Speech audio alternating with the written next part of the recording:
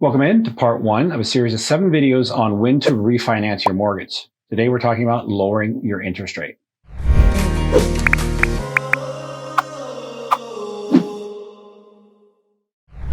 Welcome YouTubers, I'm Tony Mendes, host of the Real Estate Report radio show, 17 years in finance, Bay Area mortgage expert. Today we're talking about lowering your interest rate. There's 5 reasons to look at lowering your interest rate. Number 1 is watch the market. Is our rates lower than what you have today? The second one is shortening your term. The shorter the term, the lower the interest rate. You can always use an adjustable rate mortgage. A lot of people don't really like that word nowadays, but it's starting to become more popular as we see interest rates kind of creep up, and the 30-year fixed may not be as attractive. The next one is what they call loan to value. Loan to value is what they call a risk layered factor that changes and calculates how your rate will price out.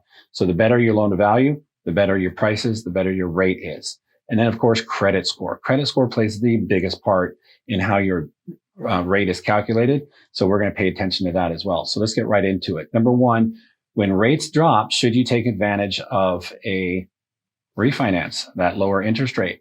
The old rule of thumb was 1% lower in rate. 1% on a $400,000 loan is about $220 a month lower in savings. So yeah, there's an advantage. But it's really tough when we see the Fed so involved in what they call accommodative easing and accommodative policy to see those huge fluctuations over a short period of time. Those are longer trends. So we're looking at smaller increments. Does it make sense, for example, if an 1/8 lower or even a quarter lower in interest rate? Sometimes it does. A lot of people have been in their loan, even on low interest rates, 3% or sub 3%, and have seen a need to refinance, to lower their payment, maybe even take cash out. And they might even take a rate at the same rate they have, but they're reamortizing. So reamortizing can be your friend. For example, on a $500,000 loan, let's say you're at 3%. When you originally got it, your payment was $21.08 a month on the 30-year fixed. After 5 years, your balance is $444,000.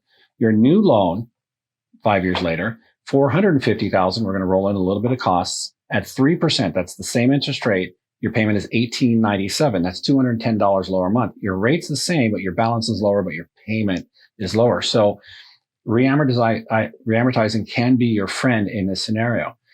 Be careful though. There's a lot of what they call predatory lending, and they call it serial refinancing. So be careful if you continually see those rates drop and then boom, you're going to get a phone call or a thing in the mail or an email asking you to refinance. Be careful, because it doesn't always make sense, because there are costs involved in a loan.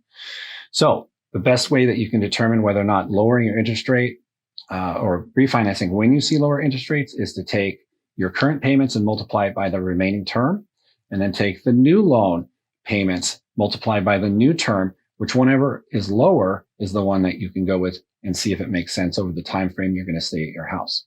The next thing is what they call shortening your term. It's pretty simple. The shorter your term, the lower the interest rate. For example, the Freddie Mac right now has the 30-year fixed compared to the 15-year at 0.8% lower. So on a 30-year fixed on a $400,000 loan at 3.25%, your payment is $1,740. That's $626,700 in mortgage payments over the life of the loan.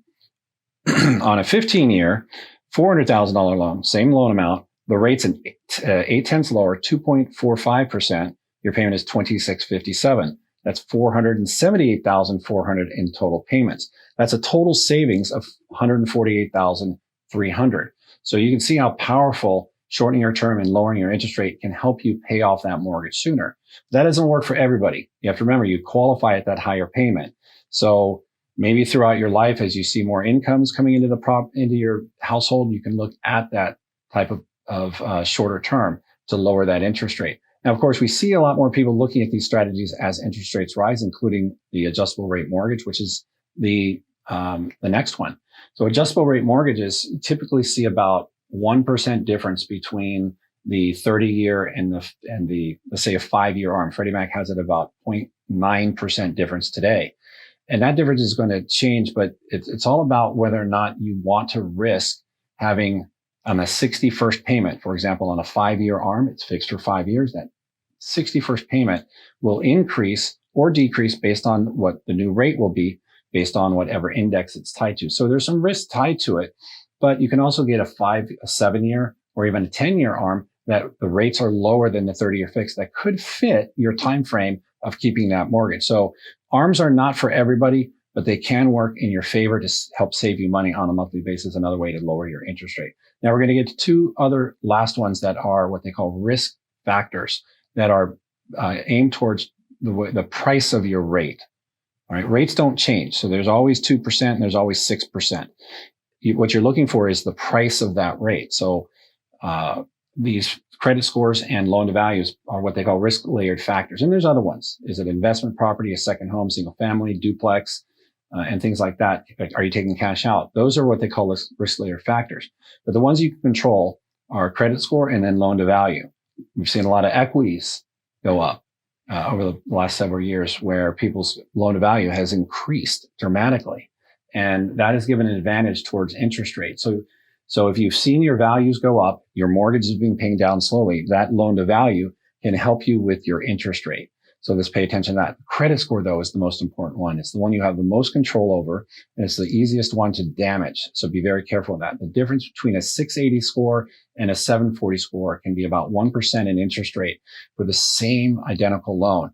And that payment, as we talked about, is $222 higher in a $400,000 loan every month. So you're looking at $2,400, $2,500 a year more just because your credit score was lower. So if your credit score has gone up, let's say your loan to value has gone down and maybe you shorten your term or you're re-amortizing and the rate's a little bit lower, that's a combination of all of these. You could look at a decent savings on a monthly basis. And we've been seeing that over and over and over as we see these interest rates go up and down. So don't forget to subscribe to these videos. We have a whole series. This is number 1 of 7. You can click here for the next one. And you can also subscribe to some of the other great topics that we talk about. Again, I'm Tony Mendes. I'm the host of the Real Estate Report radio show. You can always find us at BayAreaLoanSource.com. And you can always check our Calendly schedule if you want to set up an appointment with us. We'll see you soon.